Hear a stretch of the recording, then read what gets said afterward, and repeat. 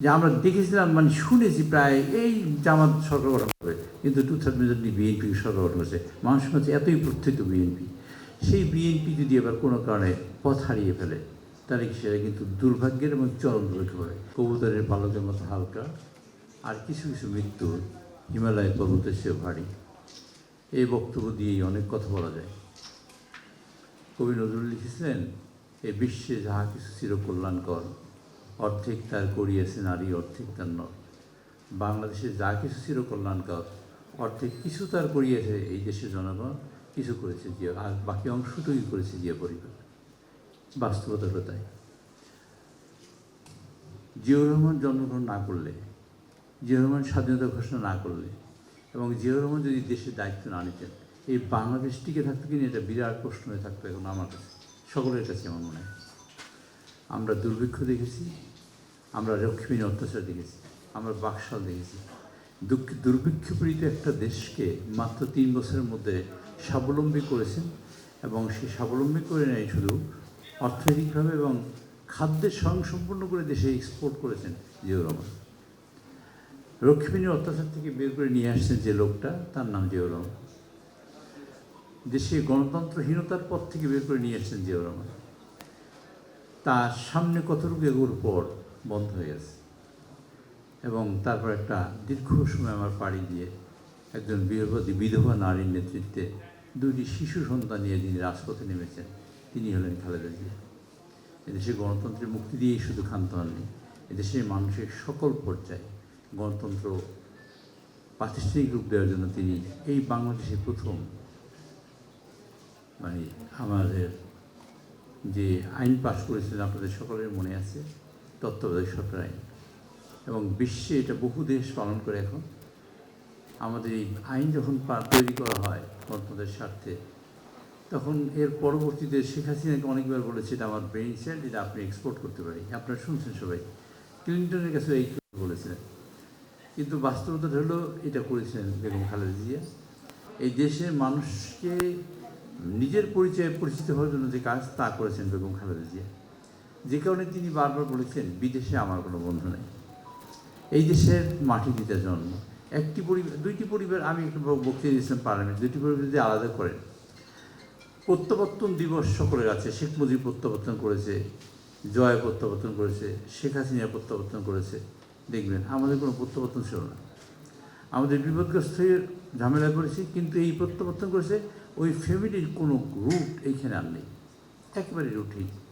আর এই ফ্যামিলির সমগ্র রুটই এখানে, এবং এই মানুষের সাথে মিশে আজকে যে তারেক রহমান সাহেব কাজ করছেন, তারেক রহমান সাহেবের রুটে এইখানে।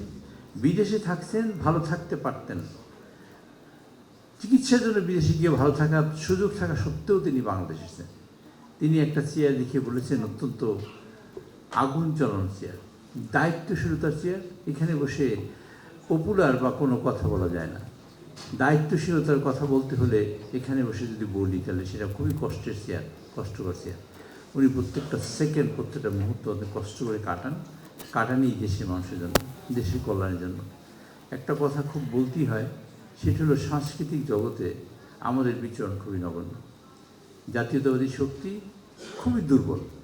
কোনো একটা খবর আমাদের যদি হয়, তা সেটা 5 জন 10 জন জানার পর একটা মিনিমাম হয়ে যায়। ঠিক উল্টো পিছিয়ে একটা খবর সকল মানুষ তো জানেই জানে, এবং সেটা উজ্জীবিত হয়ে থাকে। কী পদ্ধতি হয়, কেমন হয়, তা আমি জানি না। বিএনপির এই শক্তিটা অনেক দুর্বল। আমি মনে করি পরাগ যে দায়িত্ব পালন করেছেন বিগত দিনে, অনেক শক্তিশালী দায়িত্ব পালন করেছেন। ছবি কিন্তু কথা বলে, ছবি পুরস্কার পেয়েছিল। একটা শিশু বসে আছে সুদানে, আর একটা শকুন পাশে বসে আছে, শিশুটা মারা গেলে খাবে। এই ছবিটা আমরা অনেকেই দেখেছি। আমরা এরকম বহু ছবি দেখেছি।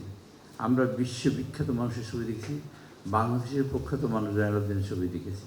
সেই সব ছবি অনেকে ঘরে সংবর্ধন করে, কিন্তু পরাগের ছবি মানুষের কথা বলেছে, পরাগের ছবি দেশে বিপ্লবের কথা বলেছে, এই দেশের সৃষ্টির কথা বলেছে, এই দেশকে সামনে এগিয়ে যাওয়ার কথা বলেছে, লড়াইয়ের কথা বলেছে। আমি জন্য পরাগকে ধন্যবাদ দিই। সংস্কৃতিতে আমরা অনেক পিছিয়ে আছি, পরাগের মতো আরও মানুষ তৈরি হোক সেটা প্রত্যাশা করি, এবং এই কাজ সে যেন এগিয়ে নিয়ে যায় সেটাও যেমন আশা করি। একইভাবে আশা করি আরও মানুষ সংগঠিত হোক এবং সংগঠিত হয়ে আসে। প্রত্যেকটা জীবিত থাকে। দীর্ঘ হায়াত পান। Tarek Rahman equivalent to Bangladesh, minus Tarek Rahman বাংলাদেশে কিন্তু পরিস্থিতি অত্যন্ত খারাপ নাই বলা যায়। আর 2/3 মেজরিটি বলেছেন, এটা যেমন ঝুঁকি, একইভাবে আমাদের সুযোগ ভালো দিকও আছে।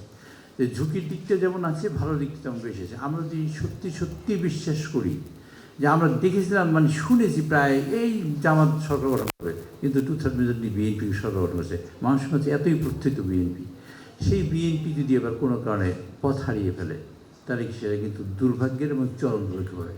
একবার পথ হারালে কিন্তু আর একবার পথ আমরা খুঁজে পাওয়ার সম্ভাবনা দেখি না। কারণ আমাদের সামনে একটাই আলো আছে, আলো নিভে গেলে কিন্তু একদম খুব অসুবিধা। সেই ব্যাপারে সকলের সহযোগিতা প্রত্যাশা করি, দোয়া করব যেন তারেক রহমান দীর্ঘজীবী হয়।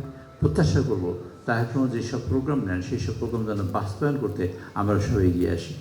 আজকের এই অনুষ্ঠানের সাফল্য কামনা করি। একই সাথে সাংস্কৃতিক জগতে বিএনপি, বিশেষ করে জাতীয়তাবাদী শক্তি আরও বিচরণ হোক, সে প্রত্যাশা করে অতিথিবৃন্দ সকলকে ধন্যবাদ দিয়ে, যারা আয়োজন করছেন তাদের ধন্যবাদ দিয়ে আমার বক্তব্য শেষ করছি। আল্লাহ হাফেজ।